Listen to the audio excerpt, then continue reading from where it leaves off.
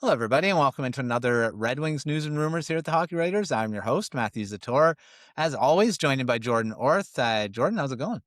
Good, good. It's been a nice week again for the Wings, so can't complain about that. A little cold out, but it's all about the winter time, I guess. For sure. I mean, I was saying earlier on another show, I was saying that out here, we're getting like really unseasonably warm temperatures. Where I'm hovering around freezing, and everyone else is talking about minus 30. And I'm like, what the heck? I'm like, well, I'm glad I'm happy. I'm happy where I am. It's all good. So, but yeah, the Red Wings are doing really well. I'm right still near the top of the Atlantic.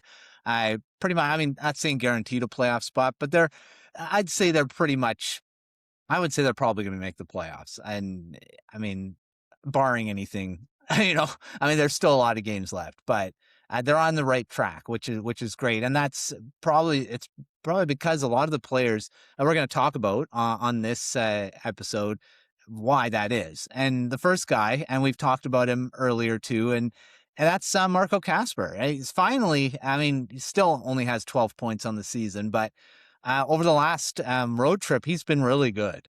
He's been probably one of their best players. So, I mean, finding his stride now is this something that's going to continue for him? Because he has hit definitely a sophomore slump. Yeah, I think he's finally seeing he's reaping the benefits of just his overall game playing. He's played well. The numbers just really didn't obviously support it, but I think he's built that confidence back up over the last few games that he's like, okay, I can do this again. So I mean, they all know how to play. So they all just whether it's a short slump, long slump, everybody goes through it. I mean, but I think that if he can continue to get that confidence going, I think there's a strong chance. He's not going to blow the world or blow the world away or anything like that. But I think he plays at a decent clip the rest of the way. Yeah, I mean, I can see it happening. Yeah, I mean, he's really young still, obviously. And a big part of this Red Wings future, as long as Yzerman doesn't make one of these blockbuster trades that are being rumored. And he's involved in it because he definitely, I mean, teams when they're calling, these are the guys that are involved in the talks. Marco Kasper, Nate Danielson, Axel Sandin Pellikka, all these guys are are going to be asked about if you're trying to get a substantial player. And we'll see how many of them do get traded or if it's a good idea to trade them. I don't know. But Casper has definitely kind of found a bit of a good streak here where maybe he can gain some confidence and for the rest of the season, which would really help the Red Wings depth out and might say, well, maybe I don't need to get a big time player right now because we already have one. And Casper could maybe force a decision in the next few weeks before the trade deadline that maybe they don't need a big time player, but just more of a mid tier, right? So we'll see. All right, let's move to another guy that's a big part of the Red Wings season. That's John Gibson. I was when I looked at this stat, this is pretty crazy. He's 17-2, 1.95 goals against average in his last 19 games. I mean, people are calling this now. Maybe before they're like, well, maybe this trade wasn't good. Now it's probably looking like one of the best ones in Red Wings history. And now talks about Vezina Trophy, crazy stuff. What do you think about John Gibson? I mean, he's really solidified himself back to what they thought they were getting. But exactly, I mean, he's finally playing the game everybody knew he could.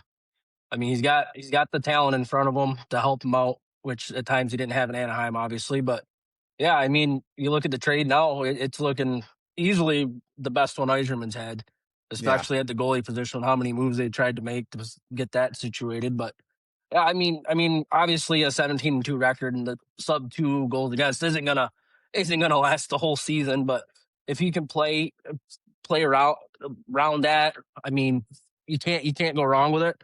I think if he would have had the better start to the season, there's no doubt in my mind you'd be looking at him like, okay, he's got to be the clear cut Vesna front runner right now. I Yeah. think I think he has put himself in the conversation though, just with that last 19 games. So if he can, again, not saying he's going to go on a 8-game win streak again like he is at right now, the two of them that he's had, but if he can string say 4 or 5 games in a row together, I mean, here and there, I think he's fully entrenching himself in the Vesna race. I mean, this is not a small sample size. I mean, 19 No. games, that's a pretty big one. That's not just a flash. That's something that, he could maybe sustain, maybe not the 1.95 goals against average, but, staying around the 2.5, and that's not bad. I mean, the Vezina Trophy winner, Hellebuck, I don't know his stats off the top of my head, but they weren't crazy. I mean, they were over two.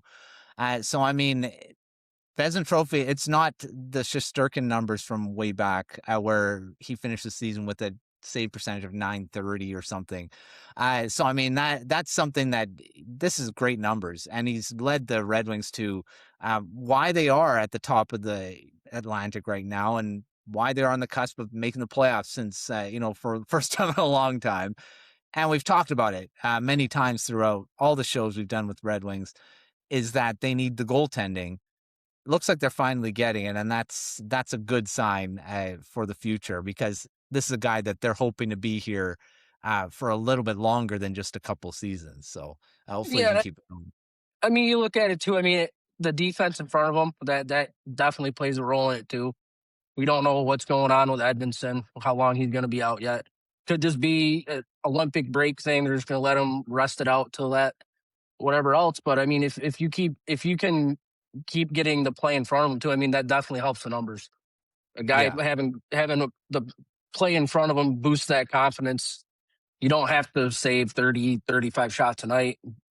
If you can keep getting the production and the help in front of you, it's going to definitely help boost those numbers even more. So, Yeah, I think the biggest thing lately with the goaltending is not just the goalies, but the defense that hasn't really had good structure in front of them too. So they're having to face a lot more the high danger, and that has changed this season as well. And of course, he's making the saves that he needs to, and that's a big deal as well. So I mean, it's good all around. Defense, goaltending has been better this season, and that's a big reason why where they are.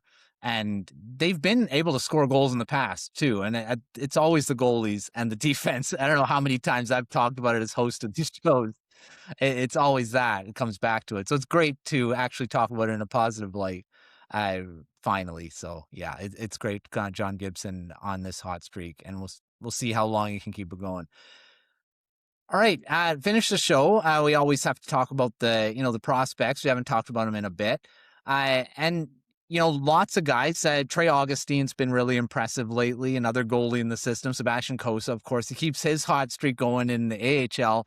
Their goaltending is probably the best it's looked for, like, depth wise, in I don't know, probably ever, as far back as I can look back. Which prospect is really impressing you at this point of the season? I mean, you got a handful of them. I mean, you could go with a guy like Costa or Augustine, but I don't want to say at this point it's kind of expected, but it kind of is. I mean, Augustine's been doing it the whole time he's been in the system. That's why he was drafted where he was at. Costa's kind of the same way, and he's finally just putting it all together with a really solid team in front of him. But I mean, you could look at Nygaard. He's the numbers really lately haven't been the greatest. I mean, he's got 4 points in his last 9 games, which doesn't jump off the page or anything. But you look at how he plays; he's playing a great two-way game. He's getting really a lot more confident and really accustomed to the whole North American game. So you can look at him. I mean, you got a handful of them. Max Plant's he's tore it up at Minnesota Duluth after coming back from World Juniors. He's had 10 points since he's came back from playing for the U.S. I mean, the list goes on and on. I mean, they've got a bunch of them, but I think personally, I think you look at someone like Costa or Augustine, it's kind of an easy cop out with how the numbers they've got. But like I said, it really bodes well for the future in the net, and that's the biggest thing they need, because we all know they've got the skill from Carter Bear, who's had a good year with Everett. You got all the pieces forward and a few defensively in the system, but you need to have that solid number one goalie. And at this point, you might have two of them in Augustine and Cossa. Yeah. Well, which is, I mean, obviously we just talked about Gibson being here as maybe the stopgap between those two guys, because we might be having a ridiculous 1A, 1B tandem down the road with Cossa and Augustine. It's not out of the realm of possibility, right? With the way they're going. And Gibson's just kind of here right now as a veteran guy that they might be able to pair one of them with him for a bit. I'm not saying you really want the two young guys being your tandem right away, Right. which I mean, that hasn't really worked out, I'd say, in the past when teams have done that.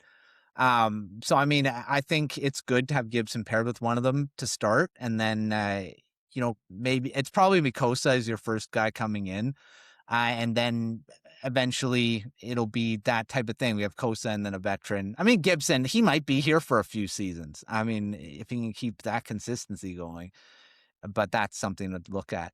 Yeah, it's been really impressive. Those two goalies have been doing in their respective leagues this season. And I think the concerns that Cossa wasn't developing properly and he wasn't going to be, they should have picked Wallstead. Obviously, Wallstead's in the NHL doing really well. But I mean, Cossa is probably not far behind when you can be doing that too. So I think those concerns were quelled. It's probably last season that Cossa's back onto that blue chip type goaltender now.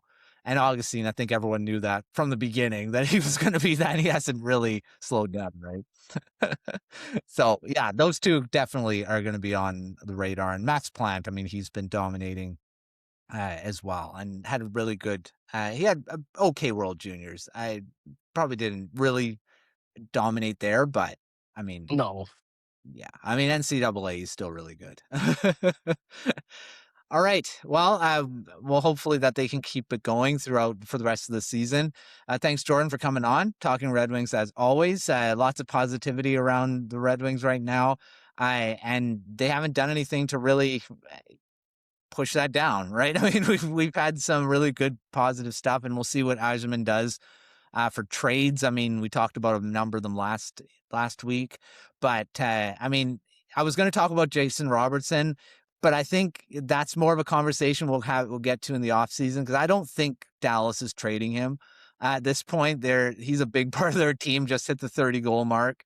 The only reason they're trading him, and they probably don't want to, is that cap situation with him. But we'll see if the Red Wings get in his conversation with that in the offseason, because that's probably when it'll happen. But yeah, lots of stuff still to come. We have the Olympics coming up really quick in the next what is it? It's February. Yeah, we're like a week away from the Olympics starting, and the NHL takes a break.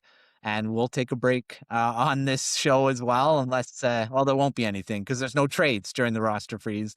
So thanks, Jordan, for coming on. You're checking out everything at thehockeywriters.com. We got great articles, content there. And there'll be Red Wings articles throughout throughout the Olympic break, because there are some Red Wings in the Olympics. We might get together and talk about their performance throughout the time. But till our next episode, we will see you next time.